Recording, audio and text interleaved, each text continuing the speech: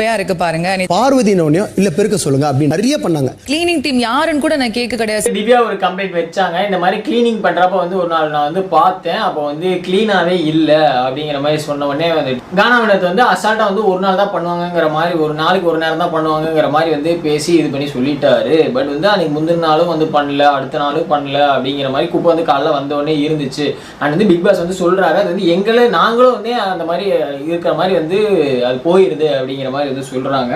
S, அதுக்கு வந்து கானா வினோத் வந்துட்டு இந்த மாதிரி அவங்க வந்து கேட்டாங்க. ஆமாம், பட் வந்து நான் வந்து பார்த்தேன், அப்போ வந்து காலையில் வந்துட்டு இந்த மாதிரி குப்பை இருந்துச்சுன்னு சொன்னாங்க. யார் கிளீனிங் டீம்னோடனே பாருன்னு சொன்ன உடனே வந்துட்டு அவங்க க்ளீன் பண்ண சொல்லுங்க அப்படிங்கிற மாதிரி, அப்போ க்ளீன் பண்ண சொல்லுங்கிற மாதிரி அவங்க வந்து சொன்னாங்க.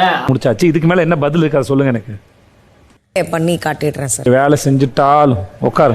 அதை வந்து டிஸ்கஸ் பண்ணுறாங்க. டிஸ்கஸ் பண்ணுறப்போ வந்துட்டு பாரு வந்துட்டு இந்த மாதிரி எந்த வேலையும் வந்துட்டு சொன்ன உடனே ஒழுங்காக பண்ணுறது